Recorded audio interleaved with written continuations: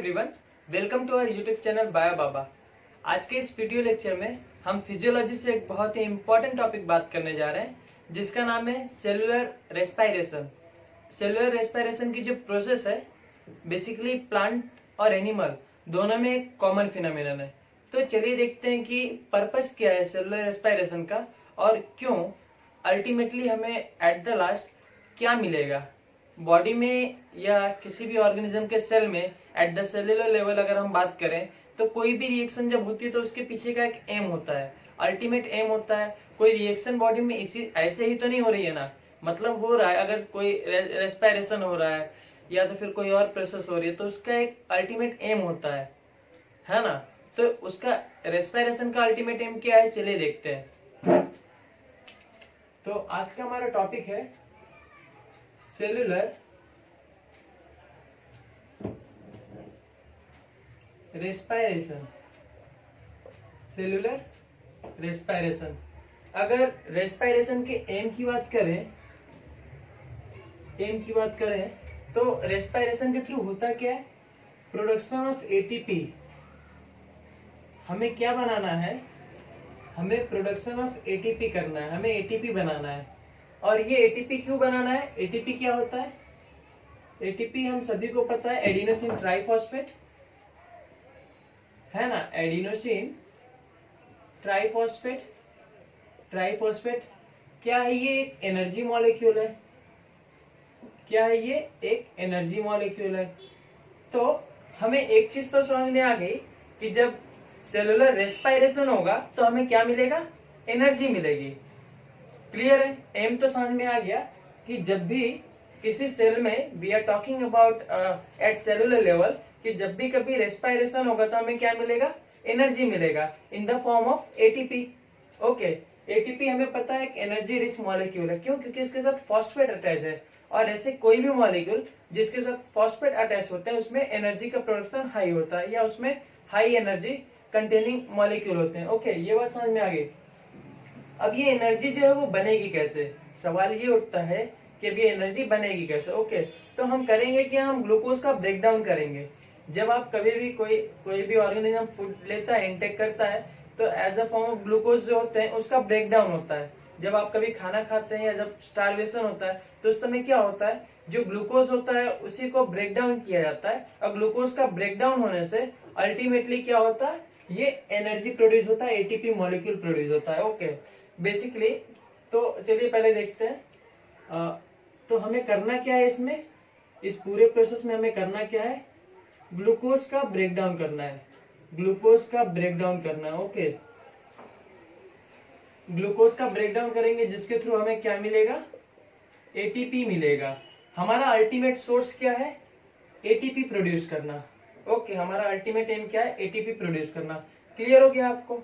अब देखिए, अगर इसके स्टेप्स की बात करें कि कितने स्टेप में ये होगा। ओके, तो ग्लाइकोलिस इसकी जो सेलुलर रेस्पायरेशन की स्टेप्स है वो बेसिकली 3 स्टेप होती है। पहला होता है ग्लाइकोलाइसिस, दूसरा होता है क्रेब्स साइकिल,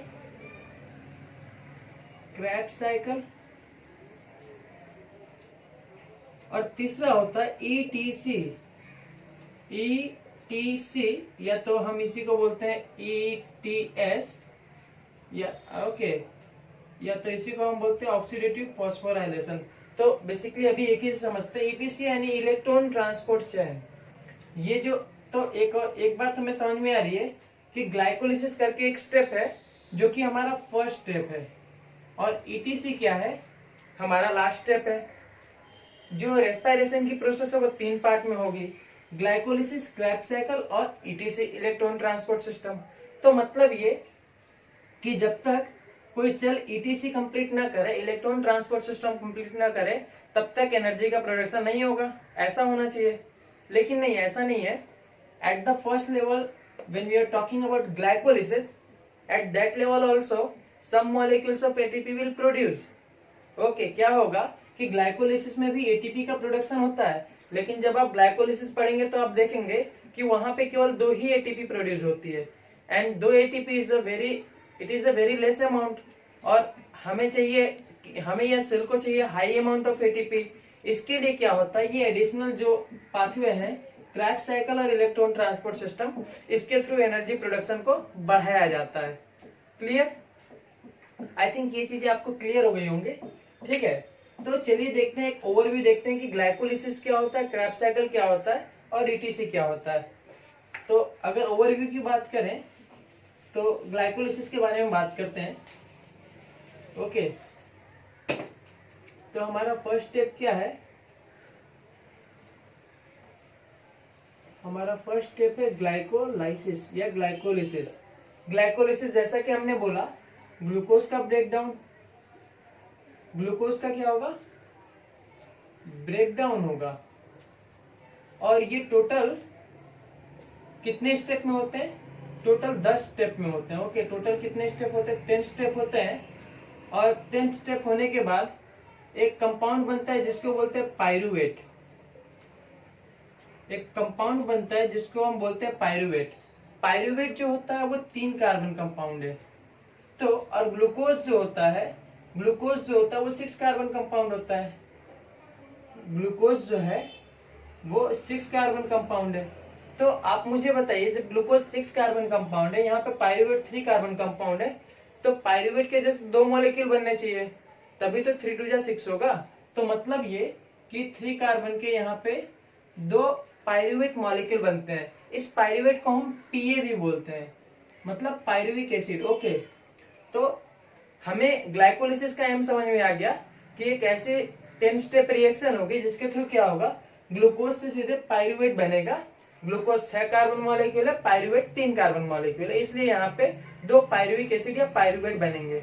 ओके, इस पूरी प्रोसेस के दरमियान हमारे पास क्या होता है, जो एंड प्रोडक्ट है, 2 एटीपी बनता है, 2 एटीपी बनता है।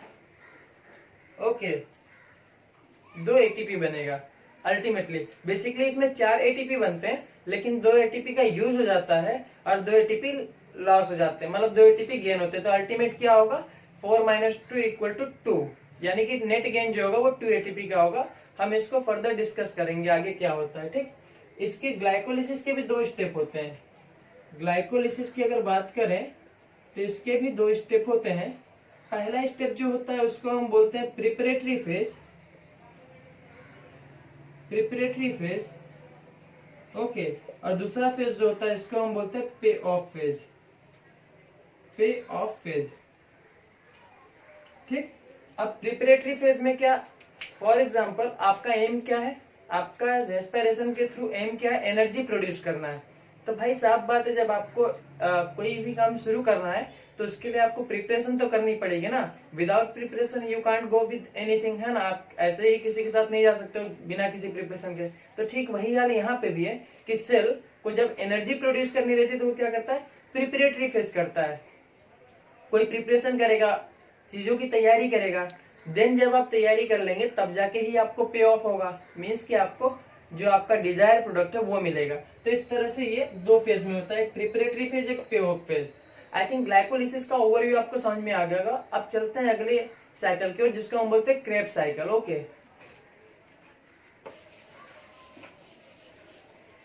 सो coming to the next part, that is Krebs cycle. Krebs cycle, okay, Krebs cycle. तो हमने देखा था कि ग्लाइकोलिसिस में क्या था, ग्लूकोज से 3 मॉलिक्यूल के, 3 कार्बन मॉलिक्यूल के 2 पायरुवेट बनाना। ठीक, इसमें यहाँ पे क्या होगा, क्रेब्स साइकिल में ये जो पायरुवेट बना था ना, हमारा जो लास्ट स्टेप जो था ग्लाइकोलिसिस का, पायरुवेट बना था, उस पायरुवेट को यूज करके डिफरेंट टाइप के रिड्यूसिंग एजेंट बनाए जाते हैं। अब रिड्यूसिंग एजेंट क्या होते हैं, तो इसका काम क्या हमें ये समझ में पहले देखते हैं।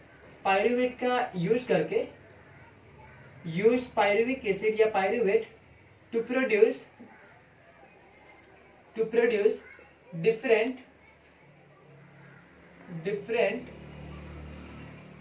reducing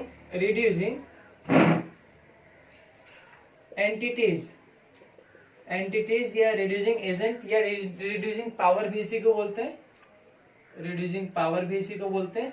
और ये reducing power जो होते हैं ये कौन से होते हैं?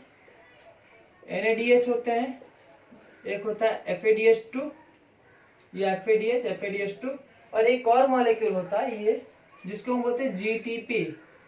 GTP is equivalent to ATP।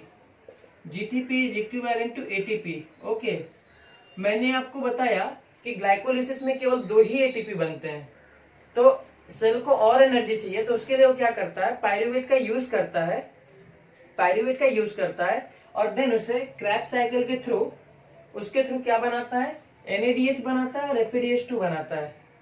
ठीक, NADH बनाता है और FADH2 बनाता है और एक GTP मॉलिक्यूल बनता है। अब होगा क्या? यहाँ पे ये दोनों मॉलिक्यूल बन गए। रिड्यूसिंग पावर जो होती है उसको हम बोलते हैं, इसे हम चेक की तरह समझ सकते हैं। जिस तरह से आप चेक की तरह, फॉर एग्जाम्पल अगर आपको कोई सामान खरीदना होगा तो आपको बैलेंस चाहिए। वो बैलेंस क्या होगा? अगर आप डेयरी पे जा रहे हो और अगर आपको मिल्क परचेज करना हो तो आप चेक दोगे, तो चेक से तो वो मिल्क आप परचेज नहीं कर पाओगे। वहां पे आपको क्या देना पड़ेगा? करेंसी देना पड़ेगा। और बायोलॉजिकल सिस्टम में करेंसी जो होता है उसे हम ATP बोलते हैं। ATP को हम क्या बोलते हैं? Currency molecule.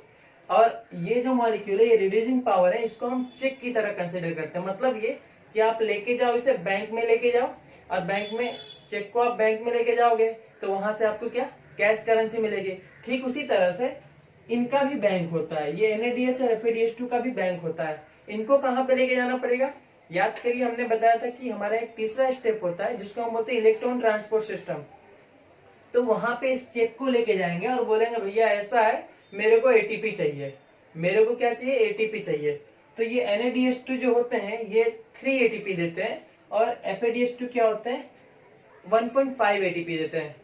समझ में आया आपको ये बात कि हमने ये क्यों बनाया? NADH और FADH2 क्यों बनाया?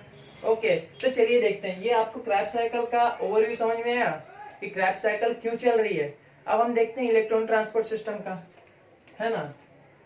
इलेक्ट्रॉन ट्रांसपोर्ट सिस्टम का देखते हैं। इलेक्ट्रॉन ट्रांसपोर्ट सिस्टम या चेन, इसको 2 नाम से जानते हैं। हम आगे देखेंगे डिटेल में क्यों और किस लिए हम इसको यही नाम देते हैं। Okay, electron transport system. तो बेसिक एम हमारा क्या है? Production of ATP production via यानी कि ये जो मॉलिक्यूल NADH FADH2 बने थे रिड्यूसिंग एजेंट, है ना, रिड्यूसिंग एजेंट। ठीक, होता क्या है कि ये दोनों मॉलिक्यूल जो होते हैं ये इलेक्ट्रॉन कैरियर्स होते हैं। इनके पास इलेक्ट्रॉन है, इनके पास क्या है? इलेक्ट्रॉन्स है। और इसी इलेक्ट्रॉन्स को यूज करके हम ATP जनरेट करते हैं इलेक्ट्रॉन ट्रांसपोर्ट सिस्टम में। एक ओवरव्यू के थ्रू आपको समझाने की कोशिश करता हूँ। आई होप कि आपको समझ में आएगा, है ना। चलिए देखते हैं। तो होता क्या है?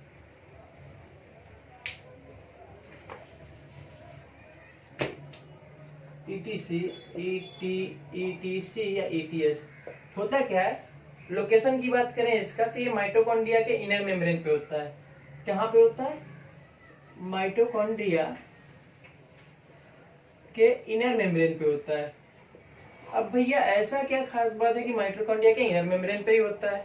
तो बेसिकली होता क्या है कि जो माइटोकॉन्ड्रिया का स्ट्रक्चर अगर आपको याद होगा तो इनर मेम्ब्रेन, आउटर मेम्ब्रेन, बीच में पेरीमाइटोकॉन्ड्रियल स्पेस होती है। तो ये जो इनर मेम्ब्रेन होता है ना, ये माइटोकॉन्ड्रिया की जो इनर मेम्ब्रेन है, let me draw it very रफली, ओके, जस्ट अ मिनट। तो ये जो इनर मेम्ब्रेन है इसके ऊपर डिफरेंट टाइप के प्रोटीन कॉम्प्लेक्सेस पाए जाते हैं। इस इनर मेम्ब्रेन पे डिफरेंट टाइप के, बेसिकली 5 तरह के, बेसिकली 5 टाइप के क्या होते हैं? प्रोटीन कॉम्प्लेक्सेस पाए जाते हैं। प्रोटीन कॉम्प्लेक्सेस पाए जाते हैं। इन्हीं प्रोटीन कॉम्प्लेक्सेस के थ्रू क्या होता है? इलेक्ट्रॉन ट्रांसफर होता है। इलेक्ट्रॉन यहाँ से ट्रांसफर होगा, यहाँ से, यहाँ से, यहाँ से, ऐसे करते करते इलेक्ट्रॉन्स ऐसे ट्रांसफर होंगे। ठीक, 4 कॉम्प्लेक्स है, 4 कॉम्प्लेक्स जो होते हैं उसमें से इलेक्ट्रॉन ट्रांसफर होता है और 5वां जो प्रोटीन कॉम्प्लेक्स है वहां से एनर्जी प्रोड्यूस होता है।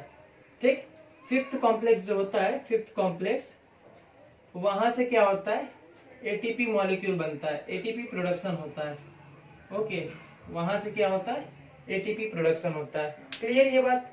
अब देखिए क्या होता है, एटीपी प्रोडक्शन होता है तो होगा क्या, जब NADH और FADH2 जो बने हुए थे वो इन्हीं कॉम्प्लेक्सेस के थ्रू क्या होंगे, इलेक्ट्रॉन्स को अपने दे देंगे, आएंगे वहां पे इलेक्ट्रॉन ट्रांसपोर्ट और अपना इलेक्ट्रॉन दे देंगे, इलेक्ट्रॉन देन यहाँ से मूव होते जाएगा। अब देखिए होगा क्या, जब ये इलेक्ट्रॉन्स यहाँ से मूव करेंगे, एक सेकेंड, इसको मैं आपको थोड़ा अच्छे से समझाता हूँ क्योंकि ये बहुत ही इंपॉर्टेंट पार्ट है और अक्सर लोग ग्लाइकोलिसिस और क्रैब्स साइकिल तो रट लेते हैं या समझ लेते हैं, लेकिन जब इलेक्ट्रॉन ट्रांसपोर्ट चेन की बारी आती है तो अच्छे लोग यहाँ पे फुस हो जाते हैं। क्यों? क्योंकि थोड़ा ये सिस्टम कॉम्प्लेक्स होता है। इसलिए हमने कहा कि डिफरेंट टाइप के कॉम्प्लेक्सेस पाए जा रहे हैं यहाँ पे, या ये पूरा इनर मेम्ब्रेन पे पाए जाते हैं। तो सपोज यहाँ पे ये 4 कॉम्प्लेक्स पाए जा रहे हैं, ठीक है, और 5वां कॉम्प्लेक्स हमारा यहाँ पाया जा रहा है। इलेक्ट्रॉन्स यहाँ से ट्रांसफर हो रहे हैं, इलेक्ट्रॉन्स यहाँ से, एक यहाँ से, फिर यहाँ से ऐसे ट्रांसफर हो रहे हैं। तो जब ये इलेक्ट्रॉन ट्रांसफर होंगे ना, जब ये complex first, second, third, fourth, तो जब सेकेंड से तो नहीं, कॉम्प्लेक्स सेकेंड, तो जब ये ट्रांसफर होंगे तो यहाँ माइटोकॉन्ड्रिया जो होता है, मैट्रिक्स होती है, यहाँ पे बहुत सारे H पंप हाइड्रोजन पड़े रहते हैं, बहुत सारे H+ आयन पड़े रहते हैं। तो ये H+ आयन का क्या करते हैं, साथ ही साथ यहाँ पे ट्रांसफर हो जाता है। H+ आयन जो होता है माइटोकॉन्ड्रियल मैट्रिक्स से, ये हमारा मैट्रिक्स पोर्शन है, माइटोकॉन्ड्रिया का ये हमारा मैट्रिक्स पोर्शन है ना। बेसिक स्ट्रक्चर तो हम सभी जानते हैं, माइटोकॉन्ड्रिया का मैट्रिक्स पोर्शन है, ये आउटर मेम्ब्रेन है, ये आउटर मेम्ब्रेन हो गया, और ये जो है ये हम सभी को पता है, ये इनर मेम्ब्रेन हो गया, और ये जो बीच की स्पेस है इसको हम क्या बोलते हैं, peri mitochondrial space, peri mitochondrial space. तो हो क्या रहा है, मैट्रिक्स से जो हाइड्रोजन आयन थे उसको हम कहाँ पे पंप कर दे रहे हैं, यहाँ पे पंप कर दे रहे हैं, पेरी माइटोकॉन्ड्रियल स्पेस में, है ना। और कॉम्प्लेक्स 2 को छोड़ के, एक्सेप्ट कॉम्प्लेक्स 2, कॉम्प्लेक्स 2 को छोड़ के बाकी सभी जितने भी कॉम्प्लेक्सेस हैं, है ना, एक्सेप्ट कॉम्प्लेक्स 2, सारे के सारे प्रोटॉन की पंपिंग करते हैं। ठीक, आगे हम देखेंगे कि क्यों भैया ऐसा, इसने क्या गुना किया था कि ये प्रोटॉन को पंप नहीं कर पाता। हम सारी चीजें देखेंगे, जब हम डिटेल पे आएंगे तो हम एक एक चीज देखेंगे। बट आपको ये समझ में आया ना, और इसका ओवरव्यू समझ में आया होगा कि बेसिकली इलेक्ट्रॉन ट्रांसपोर्ट सिस्टम चल क्यों रहा है।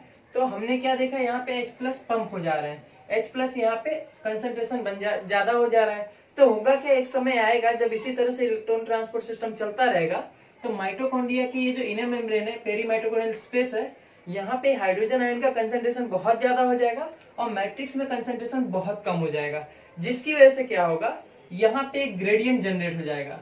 यहाँ पे क्या होगा, कंसंट्रेशन ग्रेडियंट, ग्रेडियंट का मतलब आप सभी जानते हैं कि डिफरेंस होता है। भाई यहाँ पे हाइड्रोजन आयन बहुत ज्यादा है, यहाँ पे बहुत कम है, तो क्या होगा, एक कंसंट्रेशन डिफरेंस हो गया ना, तो ग्रेडियंट जनरेट होगा। अब यहाँ पे जो मॉलिक्यूल है कॉम्प्लेक्स 5, ये जो कॉम्प्लेक्स 5 है यही हमारा मेन मॉलिक्यूल है। कॉम्प्लेक्स 5 जो है वही हमारा मेन मॉलिक्यूल है। होता क्या है, कॉम्प्लेक्स 5 के थ्रू जो ग्रेडियंट तैयार हुआ है ना प्रोटॉन पंप का, वो प्रोटॉन धीरे धीरे पास होंगे, है ना, बहुत ही फोर्सफुली ये यहाँ से पास हो जाएंगे। ठीक, तो पास होने के बाद क्या होगा, पास होंगे जब H+ क्या होगा, पास होंगे कॉम्प्लेक्स 5 से, कॉम्प्लेक्स 5 से, तो क्या होगा, एक एनर्जी क्रिएट होगी। प्रोटॉन इसके थ्रू जब पास होंगे तो एनर्जी रिलीज होगी, एनर्जी क्या होगा, रिलीज होगी। ओके, और इसी रिलीज एनर्जी को, ये जो एनर्जी रिलीज हो रही है, इसी को यूटिलाइज करके ये कॉम्प्लेक्स 5 है वो क्या करेगा, एडीपी यानी adenosine diphosphate plus inorganic phosphate को मिला करके एटीपी बना देगा। क्या करेगा ये कॉम्प्लेक्स 5, जैसे ही हाइड्रोजन इसमें से पास होंगे तो इसको एनर्जी रिलीज होगी, उस एनर्जी को यूटिलाइज करके ये एडीपी और पीआई को जोड़ के एटीपी बना देगा। तो यहाँ पे क्या हुआ, इस तरह से एटीपी का जो प्रोडक्शन था वो एक स्टेप में होता तो केवल 2 एटीपी बनता, लेकिन हम इसको डिफरेंट पाथवे के थ्रू क्या हो गया, नंबर ऑफ एटीपी प्रोडक्शन हमने क्या कर दिया, इंक्रीज कर दिया। क्लियर? तो आई होप कि आपको ग्लाइकोलिसिस, क्रेब्स साइकिल और ईटीसी का एक ओवरव्यू समझ में आ गया होगा कि एक्चुअली साइकिल चलती क्यों है, एक्चुअली ये साइकिल चलती क्यों है, और अगर ये ना चले तो क्या होगा, हम सभी को पता है एनर्जी प्रोडक्शन कम हो जाएगा, है ना। और आज के वीडियो के लिए बस इतना ही। अगले लेक्चर में हम ग्लाइकोलिसिस से स्टार्ट करेंगे। Thank you, thanks for watching.